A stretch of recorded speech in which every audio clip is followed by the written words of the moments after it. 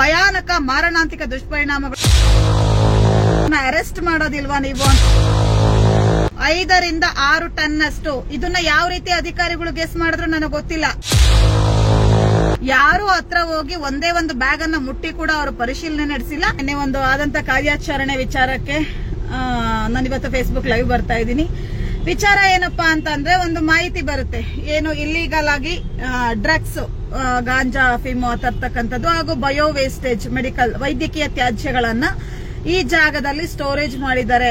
ಈ ಜಾಗದಲ್ಲಿ ಸ್ಟೋರೇಜ್ ಮಾಡಿಟ್ಟು ಅಕ್ರಮವಾಗಿ ಅದನ್ನ ಸುಟ್ಟಾಕುವಂತದ್ದು, ಸಾಗಣೆ ಮಾಡುವಂತದ್ದು ಎಲ್ಲವೂ ಇದಾಗಿ ತೊಂದರೆ ನಡೀತಾ ಇದೆ, ಇಲ್ಲಿಗಲ್ ಆಕ್ಟಿವಿಟೀಸ್ ನಡೀತಾ ಇದೆ ಅಂತ ಹೇಳ್ಬಿಟ್ಟು ಸಾರ್ವಜನಿಕರಿಂದ ನನಗೆ ಒಂದು ಮಾಹಿತಿ ಬರುತ್ತೆ. ಆ ಮಾಹಿತಿ ಮೇರೆಗೆ ಆಧರಿಸಿ ನಮ್ಮ ಟೀಮ್ ಅವರು ಅದ್ರ ಮೇಲೆ ಸ್ವಲ್ಪ ಕೆಲವು ಬ್ಯಾಕ್ ಗ್ರೌಂಡ್ ವರ್ಕ್ ಮಾಡ್ತಾರೆ. ಸೊ ನಮಗೂ ಕೂಡ ಕನ್ಫರ್ಮೇಶನ್ ಸಿಕ್ಕದ ತಕ್ಷಣ ನಾವೇನ್ ಮಾಡ್ತೀವಿ, ಸ್ಥಳೀಯವಾಗಿರ್ತಕ್ಕಂಥ ಏನು BBMP ಸಂಬಂಧಪಟ್ಟ ಆರೋಗ್ಯಾಧಿಕಾರಿಗಳ ಕಚೇರಿಗೆ ನಾವು ದೂರನ್ನ ದಾಖಲು ಮಾಡ್ತೀವಿ.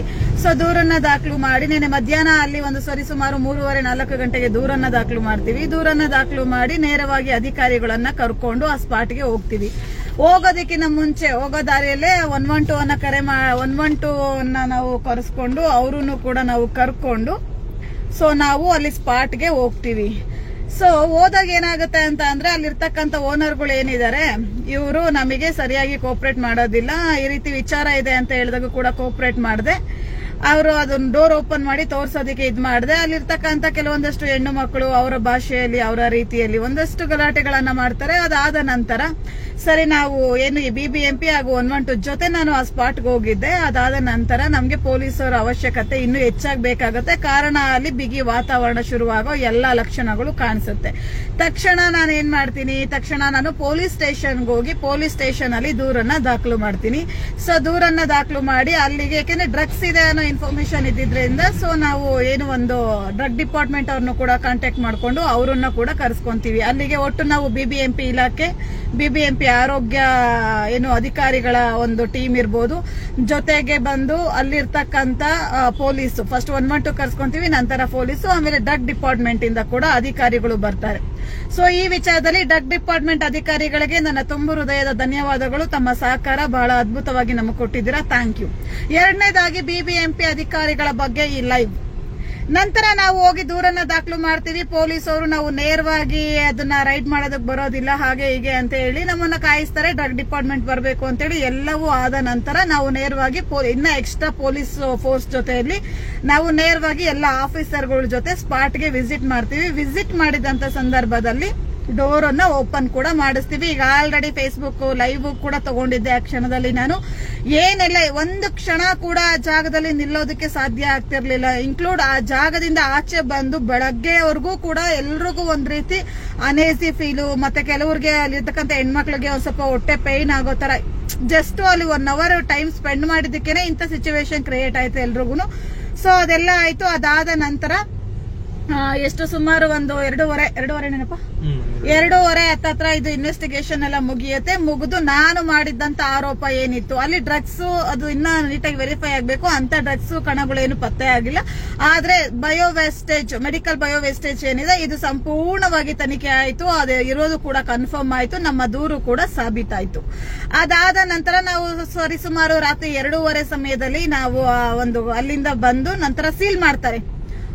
ಅದನ್ನ ಸೀಲ್ ಮಾಡ್ತಾರೆ ಫಸ್ಟ್, ಮತ್ತೆ ಅದನ್ನೇನು ಆಚೆ ತೆಗಿದ ತರ ಹೇಳ್ಬಿಟ್ಟು ಅದನ್ನ ಬಟ್ಟೆ ಸುತ್ತಿ ಮಾಮೂಲಿ ಗವರ್ಮೆಂಟ್ ರೂಲ್ಸ್ ಪ್ರಕಾರ ಅದನ್ನ ಪ್ರೂವ್ ಮಾಡ್ಕೊಂಡು ಅದನ್ನ ಅಧಿಕಾರಿಗಳ ಸಮ್ಮುಖದಲ್ಲಿ ಸೀಲ್ ಮಾಡ್ತಾರೆ. ಅದನ್ನು ಕೂಡ ಫೇಸ್ಬುಕ್ ಲೈವ್ ಅಲ್ಲಿ ನಾನು ನಿಮ್ಗೆ ಸ್ಪಷ್ಟವಾಗಿ ತೋರಿಸಿದೀನಿ. ಅದಾದ ನಂತರ ನಾವು ಸ್ಟೇಷನ್ ಬರ್ತೀವಿ. 3:30 ರಾತ್ರಿ ಆಗುತ್ತೆ. 3:30 ಹತ್ರ 4 ಗಂಟೆ ರಾತ್ರಿ ಆಗುತ್ತೆ. FIR ಅನ್ನ ಮಾಡಿಸ್ತೀನಿ ನಾನು. ಸೊ FIR ಅನ್ನ ಮಾಡಿಸಿ 4 ಗಂಟೆಗೆ FIR ಮಾಡಿಸ್ತೀನಿ. FIR ಆಗೋವರೆಗೂ ಕೂಡ ಇದು ಬಹಳ ಮೇನ್ ಪಾಯಿಂಟ್. FIR ಆಗೋವರೆಗೂ ಪೊಲೀಸ್ ಸ್ಟೇಷನ್ CC ಕ್ಯಾಮ್ರಾ ತೆಗೆಸಿ ಫುಟೇಜ್ ಚೆಕ್ ಮಾಡ್ಕೊಂಡ್ರು ಕೂಡ ನಾವು ಬಹಳ ಸ್ಪಷ್ಟವಾಗಿರ್ಬೇಕು. FIR ಏನ್ ನಾವು ಮಾಡಿಸಿದೀವಿ, ಈ FIR ಆಗೋವರೆಗೂ ಕೂಡ ಒಂದು FIR-ಗಿನ ಅರ್ಧ ಗಂಟೆ ಈ ಕಾಪಿ ನನ್ನ ಕೈಗೆ ಬರುತ್ತೆ ಅನ್ನೋವರೆಗೂ ಕೂಡ ಏನು ಈ ಒಂದು ಇಲ್ಲಿಗಲ್ ಆಕ್ಟಿವಿಟೀಸ್ ನಡೆಸ್ತಿದ್ದಂತ, ಅಕ್ರಮವಾಗಿ ವೈದ್ಯಕೀಯ ತ್ಯಾಜ್ಯಗಳನ್ನ ಸಂಗ್ರಹಣೆ ಮಾಡಿದಂತ ವ್ಯಕ್ತಿಗಳು ಪೊಲೀಸ್ ಸ್ಟೇಷನ್ ಅಲ್ಲೇ ಇರ್ತಾರೆ. ಸೊ ಪೊಲೀಸ್ ಅಂದ್ರೆ ಪೊಲೀಸರು ಅರೆಸ್ಟ್ ಮಾಡಿರೋದಿಲ್ಲ, ತಾವೇ ವಾಲಂಟ್ರಿ ಆಗಿ ಬಂದು ಅಧಿಕಾರಿಗಳ ಜೊತೆ ಮಾತಾಡೋದಿಕ್ಕೆ ಅವರು ವೇಟ್ ಮಾಡ್ಕೊಂಡು ಸುಮಾರು 3:30-4 ಗಂಟೆ ರಾತ್ರಿವರೆಗೂ ಅವರು ಕೂಡ ಪೊಲೀಸ್ ಸ್ಟೇಷನ್ ಅಲ್ಲೇ ಇರ್ತಾರೆ. ನಾನು ಪೊಲೀಸ್ ಅವ್ರನ್ನ ಕೇಳ್ಕೊಂತೀನಿ, ಸ್ವಾಮಿ ಇಲ್ಲಿಗಲ್ ಪ್ರೂವ್ ಆಗಿದೆ, ಇವ್ರು ನಡೆಸ್ತಾ ಇರೋದು ಇದಾಗಿದೆ, ಇವ್ರನ್ನ ಅರೆಸ್ಟ್ ಮಾಡೋದಿಲ್ವಾ ನೀವು ಅಂತ ನಾನು ಕೇಳಿದಂತ ಸಂದರ್ಭದಲ್ಲಿ ಅವರು, ನಾವು FIR ಆಗ್ಬೇಕು, FIR ಆಗಕ್ ಮುಂಚೆ ಅರೆಸ್ಟ್ ಮಾಡೋದಕ್ಕೆ ಬರೋದಿಲ್ಲ, FIR ಆದ್ಮೇಲೆ ನಾವು ಅರೆಸ್ಟ್ ಮಾಡ್ತೀವಿ ಅಂತ ಹೇಳ್ತಾರೆ. ಸ್ನೇಹಿತರೆ, FIR ಆಗೋವರೆಗೂ ಅರ್ಧ ಗಂಟೆ ಮುಂಚಿತವಾಗಿ ಈ ಕಾಪಿ ನನ್ನ ಕೈಗೆ ಬರೋ ಅರ್ಧ ಗಂಟೆ ಮುಂಚಿತವರೆಗೂ ಕೂಡ ಅವರು ಸ್ಟೇಷನ್ ಅಲ್ಲೇ ಇರ್ತಾರೆ. ಅದಾದ ನಂತರ ಅವ್ರನ್ನ ಪೊಲೀಸ್ ಅವರೇ ಕಳ್ಸಿದ್ರು, ಅವರೇ ಹೋದ್ರು. ಐ ಸೀರಿಯಸ್ಲಿ ಡೋಂಟ್ ನೋ, ಇದು ನಿಮ್ಮ ಆಲೋಚನೆಗೆ ಬಿಟ್ಟಿರ್ತಕ್ಕಂಥದ್ದು. ಅದಾದ ನಂತರ ಏನು ಒಂದು FIR ಕಾಪಿನ ಪೊಲೀಸರು ನಮಗೆ ಕೊಡ್ತಾರೆ. ಕೊಟ್ಟಾದ ನಂತರ ನಾನು ಅವ್ರನ್ನ ಕೇಳ್ತೀನಿ, ಇದು ಯಾರು ಪೊಲೀಸರು, ನಾನು ಕೊಟ್ಟ ಕಂಪ್ಲೇಂಟ್ ಕಾಪಿ ಮೇಲೆ ಇವರು ಇಷ್ಟು ಅಧಿಕಾರಿಗಳನ್ನ ಕರೆಸಿ ಅವರಿಗೆ ಕೇಸನ್ನ ಹ್ಯಾಂಡ್ ಓವರ್ ಮಾಡಿ ಅವರ ಮುಖಾಂತರ ಇವರು ಏನು ಒಂದು ತನಿಖೆ ನಡೆಸಿ ಆಮೇಲೆ ಪೊಲೀಸ್ ಅವರು ಇದನ್ನ FIR ಗೆ ತಗೊಂತಾರೆ, ಹೌದು ಇದು ಇಲ್ಲೀಗಲ್ ನಡೀತಿದೆ ಅಂತ. ಸೊ ಅಧಿಕಾರಿಗಳು ಒಂದು ಕಂಪ್ಲೇಂಟ್ ಕಾಪಿ ಬರೀತಾರೆ. BBMP ಅಧಿಕಾರಿಗಳು ಏನು ವಿಚಾರ ಇರುತ್ತೆ ಅದನ್ನ ನಾನೇ ಖುದ್ದು ಅವ್ರ ಜೊತೆ ಕೂರಿಸ್ಕೊಂಡು ಒಂದು ಕಂಪ್ಲೇಂಟ್ ಕಾಪಿನ ಅವ್ರಿಗೆ, ಸರ್ ಈ ತರ ಇದೆ ವಿಚಾರ ಅಂತೇಳಿ ಅವ್ರ ಜೊತೆ ನಾನು ಕೂಡ ಕಮ್ಯುನಿಕೇಟ್ ಮಾಡಿ ಒಂದು ಕಂಪ್ಲೇಂಟ್ ಕಾಪಿನ ನಾನು ಬರೆಸ್ತೀವಿ. ಅವರು ಕೂಡ ಬರೀತಾರೆ, ಈ ತರ ವಿಚಾರ ಇದೆ ಅಂತೇಳಿ ಸಮಗ್ರವಾಗಿ ಚರ್ಚೆ ಮಾಡಿ ಬರೀತೀವಿ. ಆದ್ರೆ ವಿಪರ್ಯಾಸ ಏನಪ್ಪಾ ಅಂತ ಅಂದ್ರೆ, ಕಂಪ್ಲೇಂಟ್ ಕಾಪಿ ಪೊಲೀಸರ ಕೈಗೆ ಹೋಗಿ FIR ಆಗೋ ಜಾಗದಲ್ಲಿ ನಾವು ಏನು ರೆಡಿ ಆಗಿತ್ತಲ್ಲ ನಮ್ಮ ಕಂಪ್ಲೇಂಟ್ ಕಾಪಿ, ಆ ಕಂಪ್ಲೇಂಟ್ ಕಾಪಿ ಬದಲಾಗಿ ಬೇರೆ ಇನ್ನೊಂದು ಕಂಪ್ಲೇಂಟ್ ಕಾಪಿ ರೆಡಿ ಆಗುತ್ತೆ. ಏನು ಆ ಕಂಪ್ಲೇಂಟ್ ಇನ್ನೊಂದು ಕಂಪ್ಲೇಂಟ್ ಕಾಪಿಯಲ್ಲಿ ವಿಚಾರ ಇತ್ತು, ಆ ವಿಚಾರ ಸಂಪೂರ್ಣವಾಗಿ ಕಡಿತ ಆಗಿ ಇಷ್ಟು ಉದ್ದ ಇದ್ದಿತ್ತು ಚಿಕ್ಕದಾಗಿ ಒಂದು ಕಂಪ್ಲೇಂಟ್ ಕಾಪಿ ಬರುತ್ತೆ. ನಾನು ಕಂಪ್ಲೇಂಟ್ ಕಾಪಿನ ನಿಮ್ ಮುಂದೆ ಓದಿ ಹೇಳ್ತೀನಿ. ಈ ಮೇಲ್ಕಂಡ ವಿಷಯಕ್ಕೆ ಸಂಬಂಧಿಸಿದಂತೆ ಶ್ರೀಮತಿ ಅಮೃತ CJ ದಿನಾಂಕ 9/6/2025 ಸುಮಾರು 5:30 ಗಂಟೆಯಲ್ಲಿ ನೀಡಿದ ದೂರು ಕಟ್ಟಾಯಿತು.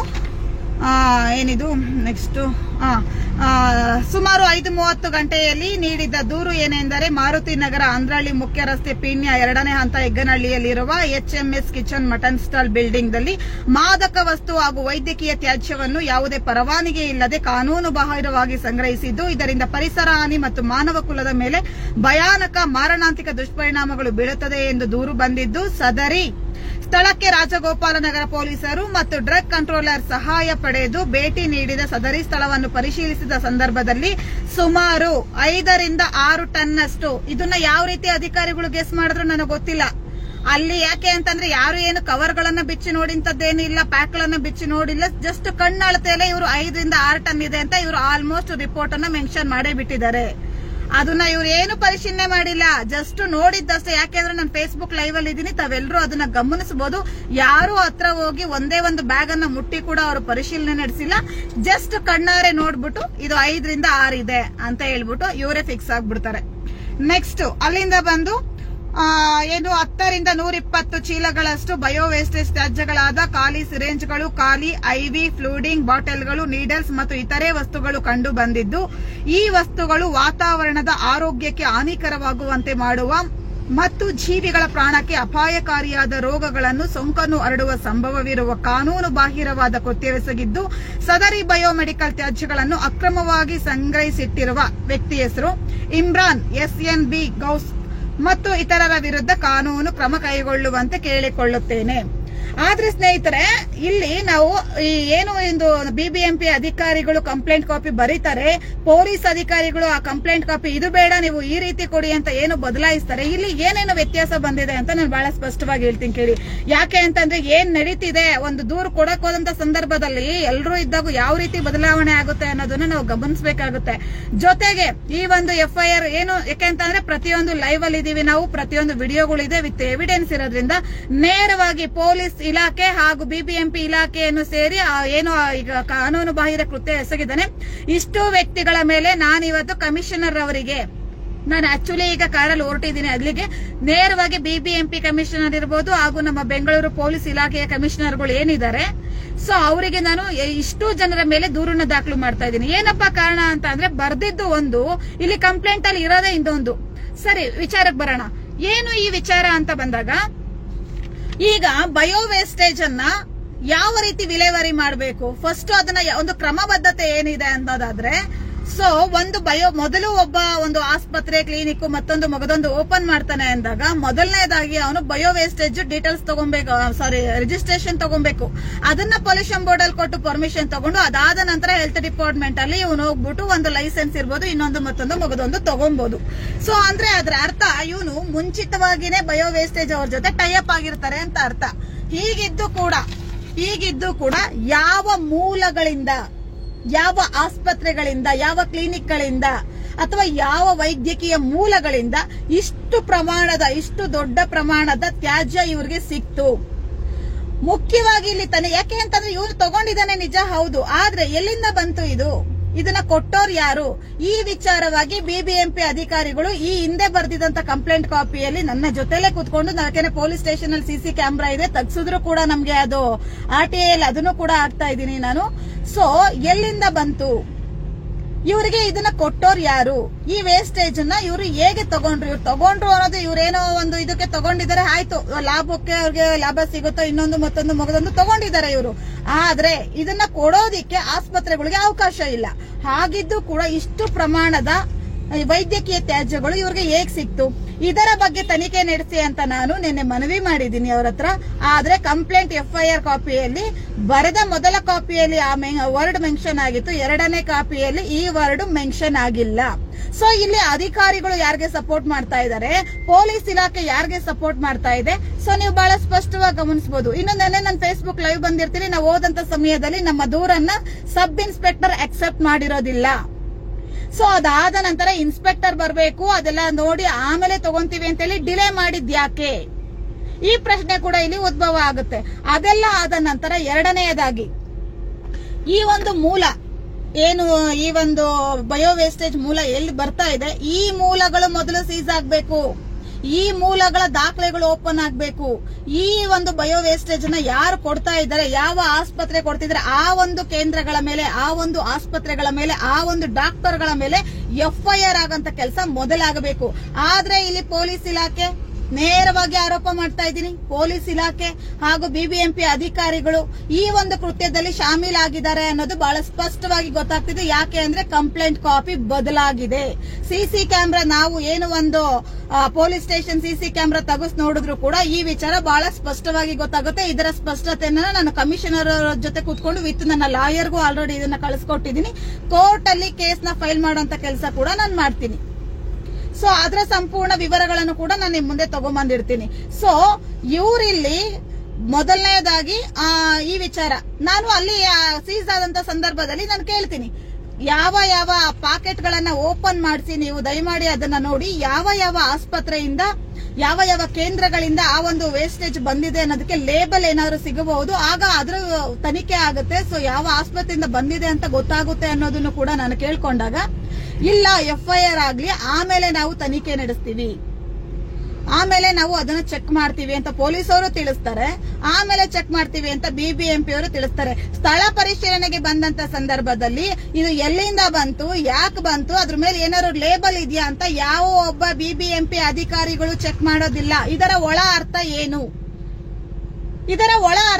ಇವರ ಉದ್ದೇಶ ಏನು? ಇವರು ಯಾರನ್ನ ಕಾಪಾಡ್ತಿದ್ದಾರೆ? ಹಾಗಾದ್ರೆ ಇಲ್ಲೀಗಲ್ ಆಗಿ ಈ ಬಯೋ ವೇಸ್ಟೇಜ್ ಗಳನ್ನ ಇಂತ ಒಂದು ಏನು ಗೋಡನ್ಗೆ ಕೊಡ್ತಾ ಇರ್ತಕ್ಕಂತ ಇವರನ್ನ ಕಾಪಾಡ್ತಾ ಇದಾರೆ, ಕೊಡ್ತಾ ಇರೋ ಡಾಕ್ಟರ್ಗಳನ್ನ ಕಾಪಾಡ್ತಿದ್ದಾರೆ. ಹಾಗಾದ್ರೆ ಇವರೆಲ್ಲರೂ ಸೇರಿ ಈ ಅಧಿಕಾರಿಗಳಿಗೆ ಕೊಡ್ತಿರೋ ಲಂಚ ಎಷ್ಟು? ಸೊ ಈ ವಿಚಾರನ ನಾವು ಖಂಡಿತವಾಗೂ ಗಮನಿಸಬೇಕಾಗುತ್ತೆ.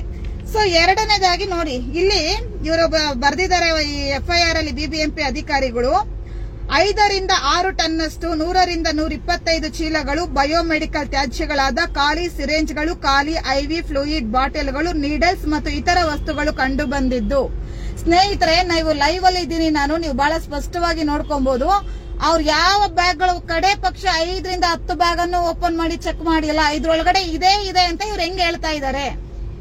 ಇಷ್ಟೇ ಪ್ರಮಾಣವಾಗಿದೆ, ಇದೆ ಅನ್ನೋದಕ್ಕೆ ಸ್ವತಃ ಅಲ್ಲಿ ಶೇಖರಣೆ ಮಾಡಿಟ್ಟಿದ್ದಂತ ಓನರ್ ಏನಿದ್ದಾನೆ ಅಲ್ವಾ, ಮಾಲೀಕ, ಅವನಿಗೆ ಸರಿಯಾಗಿ ನಮ್ಮ ಹತ್ರ ದಾಖಲೆ ಇಲ್ಲ ಕೊಡೋದಿಕ್ಕೆ.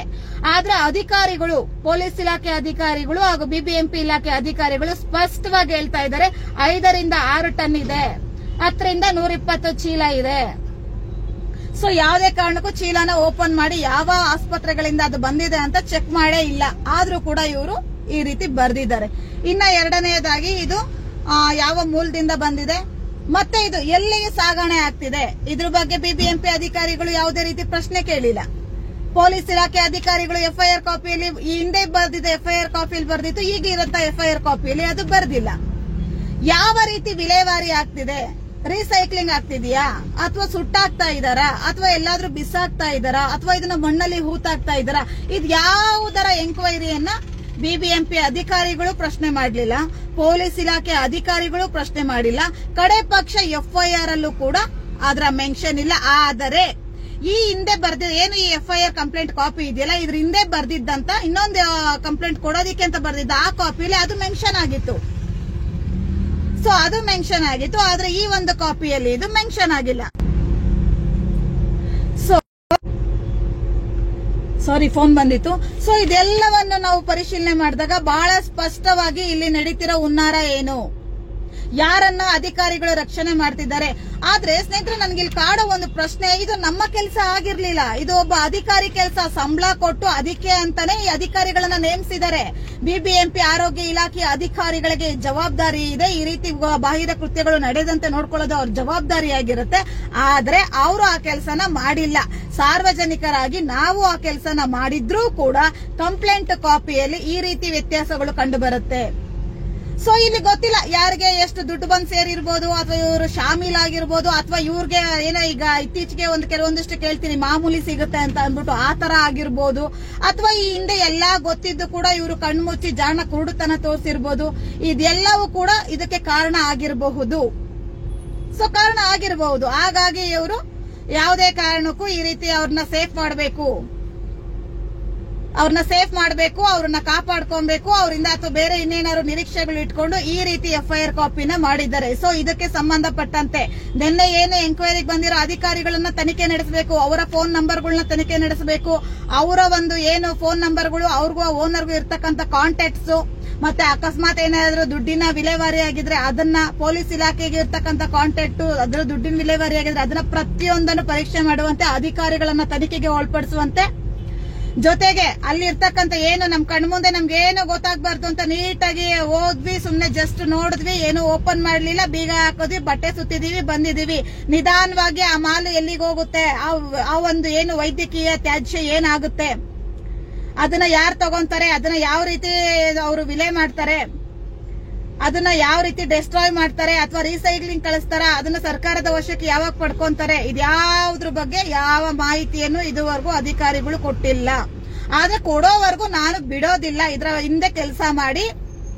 ಸೊ ಮಾಹಿತಿ ಹಕ್ಕು ಕಾಯ್ದೆಯಲ್ಲಿ ಇರಬಹುದು ಅಥವಾ ಕಾನೂನಾತ್ಮಕವಾಗಿ ಎಲ್ಲಾ ಪ್ರೊಸೀಜರ್ಗಳನ್ನ ತೆಗೆದುಕೊಂಡು ನಾನು ಈ ಕೆಲಸನ ಮಾಡಂತ ಕೆಲಸ ಮಾಡ್ತೀನಿ. ಸೊ ನಾನೀಗ ಕೂಡ ಕಮಿಷನರ್, ಬಿಬಿಎಂಪಿ ಕಮಿಷನರ್ ಆಫೀಸ್ ಹಾಗೂ ಏನು ಹೊಸದಾಗಿ ನಮ್ಮ ಬೆಂಗಳೂರಿಗೆ ಬಂದಿರತಕ್ಕಂತ ಪೊಲೀಸ್ ಕಮಿಷನರ್ ಇರ್ಬೋದು, ಇವರೆಲ್ಲರ ಗಮನಕ್ಕೆ, ಆಮೇಲೆ ಏನು ಪೊಲ್ಯೂಷನ್ ಬೋರ್ಡ್ಗೂ ಕೂಡ ಈ ವಿಚಾರ ತಗೊಂಡು, ಆಲ್ರೆಡಿ ಪೊಲ್ಯೂಷನ್ ಬೋರ್ಡ್ ಅಲ್ಲಿ ಈ ಕೇಸು 5 ತಿಂಗಳಿಂದ ನಡೀತಾ ಇದೆ.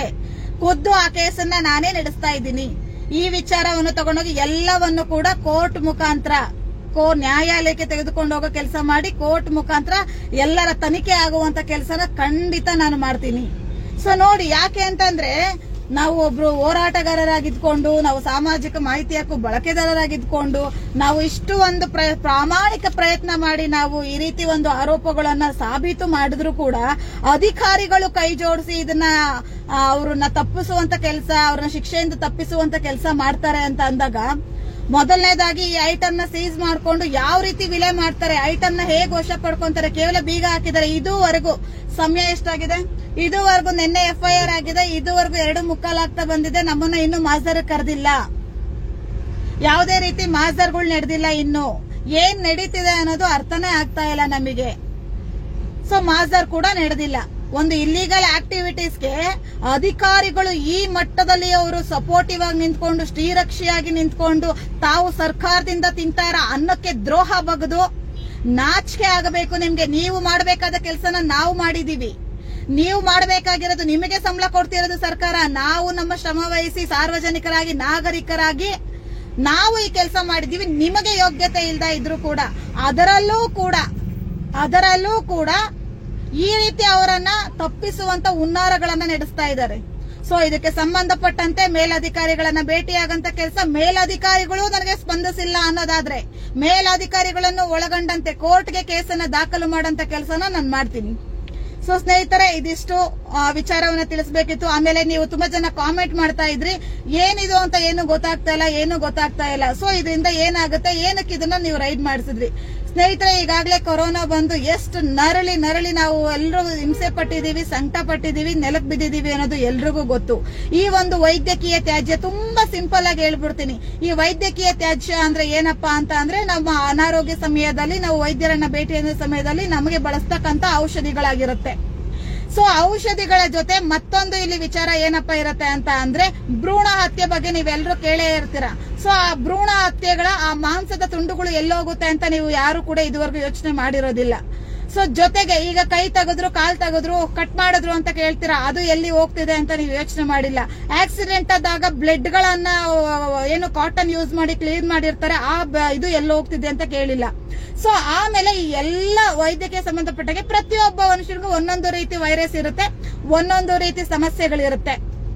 ಸೊ ಪ್ರತಿಯೊಬ್ಬರು ಡಾಕ್ಟರ್ ಚೆಕ್ ಮಾಡಿರ್ತಾನೆ. ಈ ಎಲ್ಲಾ ತ್ಯಾಜ್ಯಗಳು, ಆ ಎಲ್ಲಾ ವೈರಸ್ ಇರ್ತಕ್ಕಂಥ ಎಲ್ಲಾ ತ್ಯಾಜ್ಯಗಳು ಒಂದು ಕಡೆ ಸಂಗ್ರಹಣೆ ಆಗುತ್ತೆ. ಇದನ್ನ ನಾವು bio wastage, medical bio wastage ಅಂತ ಕೂಡ ಕರಿತೀವಿ. ಸೊ ಇದನ್ನ ಸುಟ್ಟಾಕೋದ್ರಿಂದ ಏನಾಗುತ್ತೆ, ಇದನ್ನ ಸುಟ್ಟಾಕೋದ್ರಿಂದ ಆ ಒಂದು ವೈರಸ್ಗಳು ಗಾಳಿಯಲ್ಲಿ ಹರಡುತ್ತೆ. ಅದು ಯಾವ ರೀತಿ ವೈರಸ್, ಕರೋನಾಗಿಂತ ಭಯಾನಕ ವೈರಸ್ ಗಳನ್ನ ಹರಡೋ ಸಾಧ್ಯತೆ ಇರುತ್ತೆ. ಮಣ್ಣಿನಲ್ಲಿ ಊತಾಕಿದ್ರೆ ಏನಾಗುತ್ತೆ, ಅಂತರ್ಜಲ ಅಂತ ಏನಿದೆ ಅದು ವಿಷಪೂರಿತ ಆಗಬಹುದು, ಅಥವಾ ಏನು ಬೆಳೆಯುವಂತ ಬೆಳೆ ಆ ವೈರಸ್ ಇಂದ ನಾಶ ಆಗಬಹುದು. ಹಾಗೂ ಬೆಳೆ ಒಂದು ವೇಳೆ ಬೆಳೆದಿದ್ದಲ್ಲಿ ಆ ಒಂದು ಏನಿರುತ್ತೆ, ಆ ಒಂದು ಅಂಶಗಳು ಏನಿರುತ್ತೆ ಆ ಪದಾರ್ಥದಲ್ಲಿ ಸೇರಿ ಮನುಷ್ಯನ ಮೇಲೆ, ಮಾನವ ಕುಲದ ಮೇಲೆ, ಯಾರೋ ಒಬ್ಬ ಇಬ್ರು ಮನುಷ್ಯರಲ್ಲ, ಇಡೀ ಮಾನವ ಕುಲದ ಮೇಲೆ ದುಷ್ಪರಿಣಾಮ ಬೀರಬಹುದು. ಸೊ ಮಣ್ಣಲ್ಲಿ ಹೂತಾಕೋ ಹಾಗೂ ಇರೋದಿಲ್ಲ, ಬೆಂಕಿಯಲ್ಲಿ ಸುಟ್ಟಾಕೋ ಹಾಗೂ ಇರೋದಿಲ್ಲ, ಹಾಗೂ ಅದನ್ನ ಕೆರೆಗೆ ಅಥವಾ ಇನ್ನೊಂದು ಮತ್ತೊಂದು ಮಗದೊಂದು ಕಡೆ ಎಸೆಯೋದಕ್ಕೂ ಬರೋದಿಲ್ಲ. ಅದನ್ನ ಅದರದೇ ಆದ ಪ್ರತ್ಯೇಕ ರೀತಿಯಲ್ಲಿ ವಿಧಾನಗಳ ಮೂಲಕ ಅದನ್ನ ರೀಸೈಕ್ಲಿಂಗ್ ಮಾಡಬೇಕಾಗಿರುತ್ತೆ. ಸೊ ಅಂತ ಒಂದು ವಸ್ತುಗಳನ್ನ, ಅಂತ ಅಪಾಯಕಾರಿ ಭಯಾನಕ ವಸ್ತುಗಳನ್ನ ಇವರು ದುರಾಸೆಗೋಸ್ಕರ, ಕೇವಲ ದುಡ್ಡಿಗೋಸ್ಕರ ತಗೊಂಬಂದು ಕೂಡಿಟ್ಕೊಂಡು ಈ ರೀತಿ ಒಂದು ಆ ಜಾಗದಲ್ಲಿ ನೀವು ಲೈವ್ ನೋಡಿ ಒಂದು ನಿಮಿಷ ನಿಂತ್ಕೊಳ್ಳೋದಕ್ಕೆ ಆಗ್ತಾ ಇಲ್ಲ ಎಲ್ಲರ ಕೈಯಲ್ಲೂ, ಅಷ್ಟು ಗಲೀಜು ವಾಸನೆ ಇರ್ತಕ್ಕಂತ ಒಂದು ಇದಾಗಿರುತ್ತೆ ಅದು. ಸೊ ಅಂತ ಜಾಗದಲ್ಲಿ ಶೇಖರಣೆ ಮಾಡಿಟ್ಕೊಂಡು ಇಡೀ ಮಾನವ ಕುಲಕ್ಕೆ ಕಾಯಿಲೆ ಎಣಿಸಂತ ಕೆಲಸ ಮಾಡ್ತಾ ಇದ್ದಾರೆ. ಇದು ಯಾವ್ದೋ ಸಣ್ಣ ಪುಟ್ಟ ವಿಚಾರ ಅಲ್ಲ, ಇಡೀ ಮಾನವ ಕುಲನೇ ವೈರಸ್ ಅಟ್ಯಾಕ್ ಆಗಿ ಅಥವಾ ಇನ್ನೊಂದು ಮತ್ತೊಂದು ಬರಬಾರದ ಕಾಯಿಲೆಗಳು ಬಂದು ಸಂಪೂರ್ಣವಾಗಿ ನಾಶ ಆಗ್ಬಿಡ್ಬೇಕು. ಇವ್ರ ದುಡ್ಡನ್ನ ಎದೆ ಮೇಲೆ ಹಾಕೊಂಡು ಸಾಯ್ತಾರೆ ಇವರೆಲ್ಲರೂ. ಈ ಸಂಬಂಧದ ಸಪೋರ್ಟ್ ಮಾಡ್ತಿರೋ ಅಧಿಕಾರಿಗಳು ಇರ್ಬೋದು ಅಥವಾ ಓನರ್ಗಳು ಇರ್ಬೋದು, ಎಲ್ಲರೂ ಕೂಡ ಅವರು ಆ ದುಡ್ಡನ್ನ ಅವ್ರ ಎದೆ ಮೇಲೆ ಹಾಕೊಂಡು ಅವ್ರ ಸಮಾಧಿ ಒಳಗಡೆ ಅದನ್ನು ಕೂಡ ಜೋಡಿಸಿಟ್ಬಿಟ್ಟು ಅದ್ರ ಮೇಲೆ ಮಲ್ಕೊಂಡು ಮಣ್ಣು ಹಾಕೊಂತಾರೆ ಅಂತ ಅನ್ಸುತ್ತೆ. ಇಂತ ಒಂದು ಅಪಾಯಕಾರಿ ವಿಚಾರನ ನಾನು ರೈಡ್ ಮಾಡಿಸಿ ನನಗೆ ಬಂದ ಮಾಹಿತಿ ಪ್ರಕಾರ ಸಂಬಂಧಪಟ್ಟ ಎಲ್ಲ ಇಲಾಖೆಯ ಅಧಿಕಾರಿಗಳನ್ನ ತಗೊಂಡೋಗಿ ನಾನು ಅಲ್ಲಿ ನಿಲ್ಲಿಸಿ ಕೆಲಸ ಮಾಡ್ತಿದ್ದೀನಿ. ಇದರಲ್ಲಿ ಇನ್ನೊಂದು ವಿಚಾರ ಏನಪ್ಪಾ ಅಂತಂದ್ರೆ, ಆ ಮಾಲೀಕ ಏನಿದ್ದಾನಲ್ಲ ಅವನು ಬರ್ತಾನೆ, ಅವನು ಸ್ಟೇಷನ್, ನಾನು ಹೋಗಿರ್ತೀನಿ ಕಂಪ್ಲೇಂಟ್ಗೆ, ನಮ್ಮ ಹತ್ರ ಬಂದು ನಮಗೆ ತೊಂದರೆ ಕೊಟ್ರು, ನಮ್ಮ ಹತ್ರ ದುಡ್ಡು ಕೇಳಿದ್ರು, ನಮ್ಮನ್ನ ಇನ್ನೊಂದ್ ಮಾಡಿದ್ರು, ಮತ್ತೊಂದ್ ಮಾಡಿದ್ರು, ಮಗದೊಂದ್ ಮಾಡಿದ್ರು, ನಾವು ನಮ್ಗೆ ರಕ್ಷಣೆ ಕೊಡಿ ಅಂತ ಅವರು ಒಂದ್ ಕಂಪ್ಲೇಂಟ್ ಕಾಪಿ ಬರ್ಕೊಂಡ್ ಬರ್ತಾರೆ. ಸೊ ಅವಾಗ ನಾನು ಅವ್ರಿಗೆ ಹೇಳ್ತೀನಿ, ನಾನು ಅವ್ರ ಹತ್ರ ಮಾತಾಡೋದಕ್ಕೆ ಹೋಗೋದಿಲ್ಲ, ಯಾಕಂದ್ರೆ ನನ್ನ ಕೆಲಸ ಅದಲ್ಲ. ಯಾಕೆ ಅಂತಂದ್ರೆ ನಾನು ಸ್ಪಾಟ್ಗೆ ಹೋದ ಕ್ಷಣದಿಂದ ಯಾವುದೇ ಕೆಲಸ ಮಾಡ್ಬೇಕು ಅಂದ್ರು ನಾನು ಯಾವ ಕ್ಷಣ ಹೆಜ್ಜೆ ಇರ್ತೀನಿ, ನಾನು ಪೊಲೀಸರಿಗೆ ಹೇಳ್ತೀನಿ, ನಾನು ಹೆಜ್ಜೆ ಇಟ್ಟಿರೋ ನನ್ನ ಮೊಬೈಲ್ ಲೊಕೇಶನ್ ಚೆಕ್ ಮಾಡಿ, ಯಾವ ಸಮಯಕ್ಕೆ ನಾನು ಇಲ್ಲಿ ಇದೀನಿ ಲೊಕೇಶನ್ ಚೆಕ್ ಮಾಡಬೇಕು, ನನ್ನ ಒಂದು ಏನು ಫೇಸ್ಬುಕ್ ಲೈವ್ ಚೆಕ್ ಮಾಡಬೇಕು. ನೀವು ಎರಡಲ್ಲಿ ಏನಾದ್ರೂ ವ್ಯತ್ಯಾಸ ಬಂದ್ರೆ ಟೇಕ್ ಆಕ್ಷನ್. ಸೊ ಆ ಕ್ಷಣದಿಂದ ನಾನು ಲೈವ್ ಶುರು ಮಾಡಿರ್ತೀನಿ, ವಿತ್ ವಿಡಿಯೋ ಶುರು ಮಾಡಿರ್ತೀನಿ. ನನ್ನ ಜೊತೆಯಲ್ಲಿ 112 ಅಧಿಕಾರಿಗಳು, ಬಿಬಿಎಂಪಿ ಅಧಿಕಾರಿಗಳು, ಎಲ್ಲ ಸುಮಾರು 4 ಜನ ಬಿಬಿಎಂಪಿ ಅಧಿಕಾರಿಗಳು, 112 2 ಪೊಲೀಸ್ ಡಿಪಾರ್ಟ್ಮೆಂಟ್ ಅಧಿಕಾರಿಗಳು, ಎಲ್ಲರೂ ಕೂಡ ನನ್ನ ಜೊತೆ ಇರ್ತಾರೆ. ಅವರ ಸಮ್ಮುಖದಲ್ಲಿ ಯಾವುದೇ ಜಾಗಕ್ಕೆ ನಾನು ಹೋದ್ರೂ ಕೂಡ ಅಧಿಕಾರಿಗಳ ಸಮ್ಮುಖದಲ್ಲಿ ಮಾತ್ರ ಹೋಗಿರ್ತೀನಿ. ಇಲ್ಲ ನನಗಿನ್ನ ಒಂದ್ ಹೆಜ್ಜೆ ಮುಂಚಿತವಾಗಿ ಅಧಿಕಾರಿಗಳು ಆ ಜಾಗದಲ್ಲಿ ಇರ್ತಾರೆ, ಅದಾದ ನಂತರ ನಾನು ಅಲ್ಲಿಗೆ ಹೋಗಿರ್ತೀನಿ. ಸೊ ಈ ರೀತಿ ಎಲ್ಲ ನಡೀತಾ ಇರುತ್ತೆ. ಸಂತೋಷ, ಪರವಾಗಿಲ್ಲ. ಇಂಥವೆಲ್ಲ ಫೇಸ್ ಮಾಡಿಲ್ಲ ಅಂತಂದ್ರೆ ನಮ್ಮನ್ನ ಯಾರು ಹೋರಾಟಗಾರರು ಅಂತ ಕರೆಯೋದಿಲ್ಲ, ನಾವು ಭ್ರಷ್ಟಾಚಾರ ನಿರ್ಮೂಲ ಮಾಡಕ್ಕೂ ಆಗೋದಿಲ್ಲ. ಆದ್ರೆ ಎಷ್ಟು ಬೇಜಾರಿನ ವಿಚಾರ ಅಂದ್ರೆ, ಯೋಗ್ಯತೆ ಇಲ್ಲದ ನಿಮ್ಮಗಳ ಕೆಲಸಗಳನ್ನ ನಾನು ಮಾಡಿದ್ದೀನಿ. ನಾವು ಸಮಾಜದ ಮೇಲೆ ಬೀರ್ತಕ್ಕಂಥ ದುಷ್ಪರಿಣಾಮಗಳಿಂದ ಜನರನ್ನ ಅಥವಾ ಈ ಸಮಾಜವನ್ನ, ಮಾನವ ಕುಲವನ್ನ ರಕ್ಷಿಸುವಂತ ಕೆಲಸನ ನಾನು ಪ್ರಾಮಾಣಿಕವಾಗಿ, ನಿಷ್ಠೆಯಿಂದ, ಪ್ರಾಮಾಣಿಕತೆಯಿಂದ ನಾನು ಮಾಡಿದ್ದೀನಿ. ಸಂಬಂಧಪಟ್ಟ ಇಲಾಖೆಯ ಅಧಿಕಾರಿಗಳು ಅವರ ಕರ್ತವ್ಯ ಮೆರೆದಿದ್ದಾರೆ. ಆ ಕರ್ತವ್ಯ ಮೆರೆದಿರೋದಕ್ಕೆ ಇದು ಉದಾಹರಣೆ ಆಗಿದೆ. ಇನ್ನು ಪೊಲ್ಯೂಷನ್ ಬೋರ್ಡ್ ವಿಚಾರವಾಗಿ ಆದಷ್ಟು ಬೇಗ ನಿಮ್ಗೆ ಸಂಪೂರ್ಣ ಮಾಹಿತಿ, ಪೊಲ್ಯೂಷನ್ ಬೋರ್ಡ್ ಯಾವ ರೀತಿ ಇನ್ವಾಲ್ವ್ ಆಗಿದೆ ಇದಕ್ಕೆ, ಪೊಲ್ಯೂಷನ್ ಬೋರ್ಡ್ ಸಹಕಾರ ಯಾವ ರೀತಿ ಸಿಗ್ತಾ ಇದೆ, ಇದೆಲ್ಲವನ್ನು ಪೊಲ್ಯೂಷನ್ ಬೋರ್ಡ್ ಅಧಿಕಾರಿಗಳಿಂದ ಹಿಡಿದು ಬಿಬಿಎಂಪಿ ಅಧಿಕಾರಿಗಳಿಂದ ಹಿಡಿದು ಪೊಲೀಸ್ ಇಲಾಖೆ ಅಧಿಕಾರಿಗಳು ಎಲ್ಲರನ್ನ ತನಿಖೆ ಮಾಡಿಸಂತ ಕೆಲಸ ನಾನು ಮಾಡ್ತೀನಿ. ಕಾನೂನು ಎಲ್ರಿಗೂ ಒಂದೇ, ನಿಮ್ಗೆ ಸಂಬಳ ಕೊಟ್ಟಿರೋದು ಜನರ ರಕ್ಷಣೆ ಮಾಡ್ಲಿ ಅಂತ, ಭಕ್ಷಣೆ ಮಾಡ್ಲಿ ಅಂತ ಅಲ್ಲ. ಸೊ ಎಲ್ಲರನ್ನ ತನಿಖೆಗೊಳಪಡಿಸಂತ ಕೆಲಸನ ನಾನು ಮಾಡ್ತೀನಿ. ಈಗ ನಾನು ಒಂದು ಕಮಿಷನರ್ ಆಫೀಸ್ಗೆ ಹೊರಟಿದ್ದೀನಿ, ಅಲ್ಲೂ ಕೂಡ ಹತ್ರದಲ್ಲೇ ಇದ್ದೀನಿ. ಸೊ ಅಲ್ಲೂ ಕೂಡ ಹೋಗಿ ವಿಚಾರಗಳನ್ನ ತಿಳಿಸಿ ಅಲ್ಲೂ ಕೊಡಂತ ಕಂಪ್ಲೇಂಟ್ ಕಾಪಿ ಎಲ್ಲವನ್ನ ತಗೊಂಡ್ಬಂದು ಕೋರ್ಟ್ಗೆ ಹಾಕಂತ ಕೆಲಸ ಕೂಡ ಮಾಡ್ತೀನಿ. ಜೊತೆಗೆ ಅಲ್ಲಿ ಇರ್ತಕ್ಕಂಥ ಐಟಮ್ ಏನು ಆ ಒಂದು ಬಯೋ ವೇಸ್ಟೇಜ್ ಏನಿದೆ ಅದನ್ನ ಹೇಗೆ ವಶಕ್ಕೆ ಪಡ್ಕೊಂತಾರೆ, ಯಾವ ರೀತಿ ಅದನ್ನ ಡಿಸ್ಟ್ರಾಯ್ ಮಾಡ್ತಾರ, ರೀಸೈಕ್ಲಿಂಗ್ ಮಾಡ್ತಾರ, ಎಲ್ಲದರ ಮಾಹಿತಿಯನ್ನ ಕಲೆ ಹಾಕಿ ನಿಮ್ಮ ಮುಂದೆ ತಗೊಂಡ್ಬರ್ತೀನಿ. Thank you so much. ನಿಮ್ಮ ಪ್ರೀತಿಯ ಅಮೃತ ಜಯರಾಮ್.